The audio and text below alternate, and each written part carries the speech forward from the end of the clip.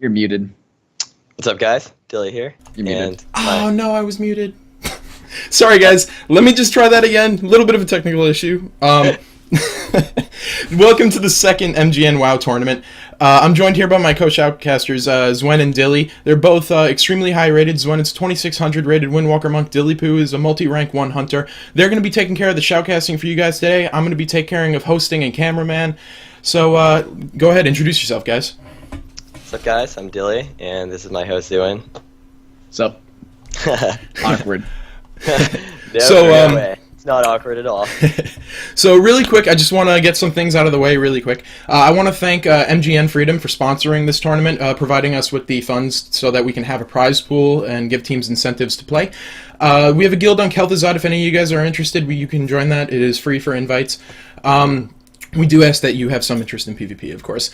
All the teams have been linked the rules during the sign-up period, and they are expected to know the rules at this point. If for any reason a team has a technical issue, they are able to leave the arena before the gates open, and we'll be able to requeue and take care of any issues that happen at that point. On top of that, if anyone ends up not showing or ends up not following the rules stated in the rule book for the tournament, they will end up being disqualified, unfortunately. Including no-shows, as I probably have just said. So right now we're going to show you guys the qualification bracket that we have going on, and I'm going to hand it over to my shoutcasters and analyzers so that they can predict what's going to be going on while I get this match ready for you guys. Yeah, and it looks like the first game we have here is going to be up against Follow Esports, up against Nerf Mages, right? I'm kind of in favor of AppSearch over here. That's my boy. Yeah. And we got AppSearch and Wallbear being the core of this team, swapping between Jellybeans or Vossel depending on this matchup. And I think Nerf Mages coming in with this Windwalker DK Holy Pally. So I think maybe Follow Esports could be in some trouble here, but we'll have to see. Even though I kind of say diss my Windwalker brothers and say that I don't think they're going to win, they do have a good chance of winning because one of the strong things about Windwalker DK is that they do eat shamans alive, but AppSearch is an exceptional Resto Shaman, probably one of the best shamans, Resto Shamans out there, and I do believe they're going to give this team a run for their money. Yeah, definitely. I think if AppSearch's team plays well, they can definitely win this matchup, but they have to be careful and not get too overconfident.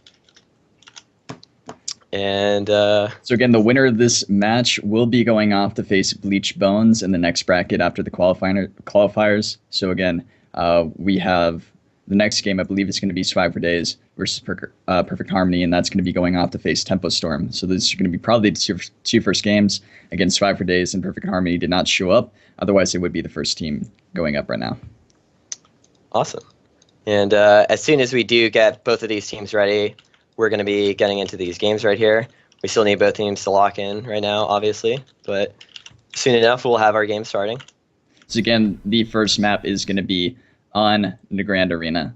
Very, very open map, very fair, and it's probably going to be the very even map, and that's one of the reasons why it is going to be the first pick, and why it has been the first pick for many tournaments, is that there's no real special pillars like Dalaran. Oh yeah, you just Sewers got has the random pillar. Standard pillars. Got that perfect. Just pretty much perfect set. There's nothing special, nothing to worry about. No Z-axis where Warlock's going to be used at or anything similar to that. So that's pretty much why we're always going to be picking this map first. And after that, the loser is going to pick their map choice, so on and so forth. The loser of each match is going to pick their map and team composition. The other team won't know. So again, one of the benefits for Follow Esports is that they do have the option to change of comps, whereas Nerf Mages does not. They have the option to run FLS, jungle, or HLS. So they have a lot more options to them. So that if they do lose one map, they are going to be able to have that map choice or team choice to kind of throw the enemy team off guard in the upcoming matches. Yeah, definitely. I kind of feel like Follow Esports might even want to go just for their standard jungle pick instead of something like FLS, just because when they have that hunter, they have so much extra room to kite that Windwalker and DK, and having the Warlock, they don't really have as much crowd control. So I feel like they could end up getting killed, like you were saying. They eat Resto Shamans alive. So I think having Jellybeans, the Peel God, Hunter Master would just be a huge benefit for Follow Esports here, but we'll still have to see what they're going to pick. Absolutely. again, we are still trying to lock in those teams, see what they're going to be running, and we'll be letting you guys know that as soon as we can. Hey, so. Little voice from the dark right here.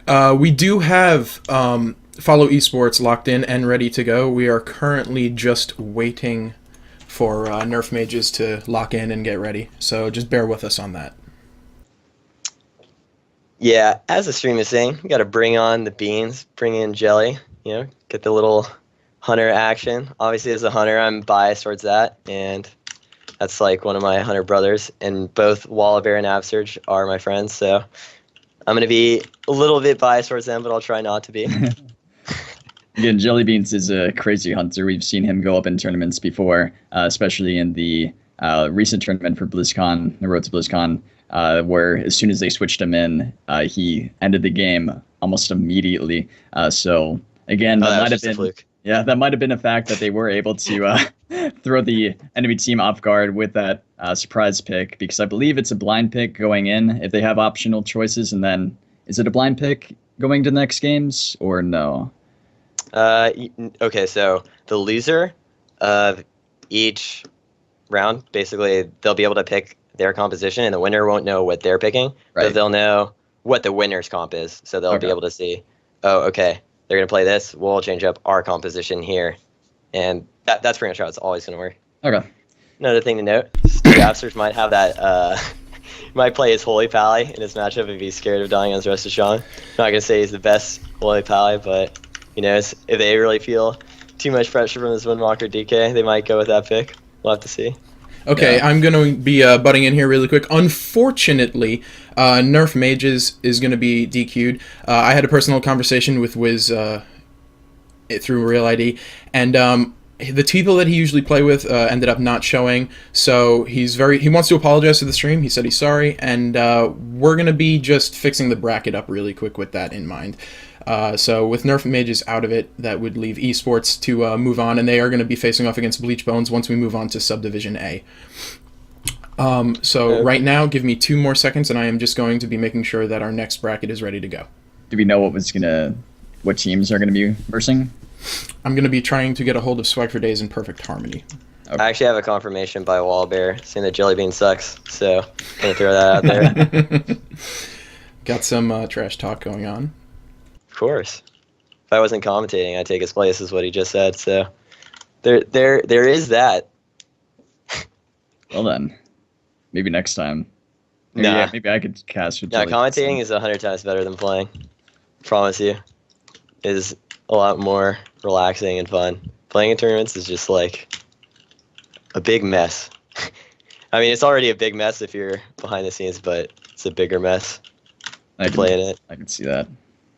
Imagine if your partners are just like all flaky, or they're nervous, or you play someone like Shwazy and they choke in the tournament. Like, what do you do with that? It's just too much stress. Yeah.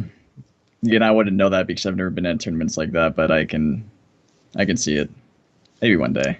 It's okay. I'm not that good. We'll win next BlizzCon. There you go. We'll go Hunter, Windwalker. Used to be a comp back in Mob. That's true. It's very true. It was a fun comp. We're gonna bring it back. Like one of those things where you just say, "I'm bringing this back." Like if you were to, get like mutton chops as a beard, it's like exactly. I'm bringing this back. If anyone asks, I'm bringing it back. Most amount of cringe.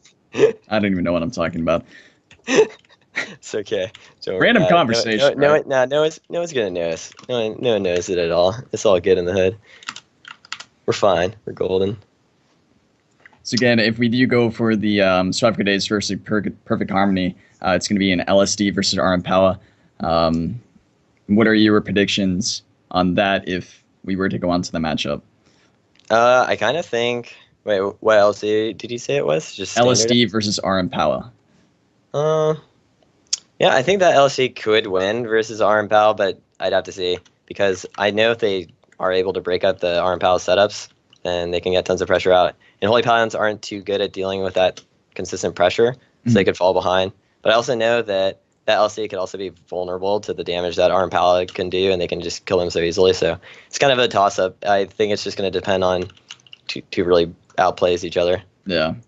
and again in the Grand Arena. It's just very, very simple. And again, versing a team with especially a lock as a rogue mage, you want to make sure to get those solid openers to prevent the lock from keeping up his dots and, applying that pressure, especially because they want to go into the late game. So if the rogue mage team can provide a lot of good cross CC and shut down a lot of rotations, as well as the paladin or druid keeping his team clean, they can definitely turn the tide onto whatever team they're versing.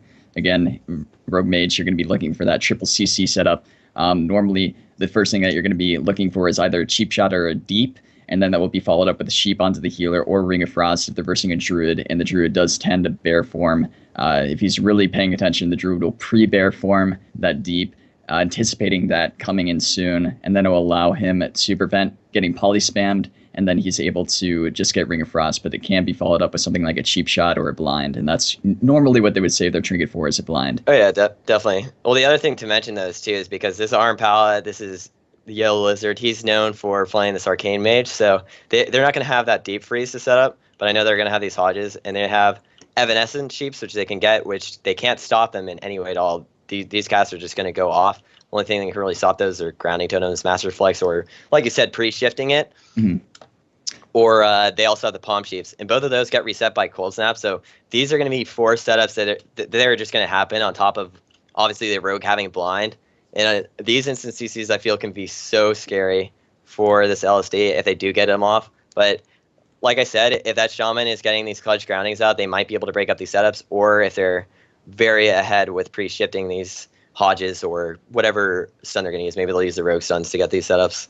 On the same note, you have to remember that because that Arcane Mage would be running Evanesce, he does not have that ice block available to him. So if they can see them going for the Evanesce sheep, they can actually punish the Arcane Mage for that heavily by switching on him, putting out some great cross CC on the other 2 teammates. Definitely. Mage. Well, the other thing though is when they are up against Resto Druids, the Arcane Mages can spell seal way more than a normal mage is going to be able to, because the mana cost is much lower and they don't have deep freeze. So they don't need the deep glyph. They can take the extra healing with the spell seals. But yeah, like you said, without that block, sometimes they can be very vulnerable. And if you watch last BlizzCon, Tempo Storm had played this Arcane Mage, Arm Paladin, and the skill capped EU's God Comp was able to just get these kills on Jamili with him not having a block, just because he went for these offensive setups with the Evanescence. So they have to be careful, but I think maybe against something like LSD, having that Evanescence is going to hurt them too much, just because he'll have so much tankiness just by spam spell sealing Hots. I think that LSD is mostly going to be wanting to get that pressure onto the Holy Paladin.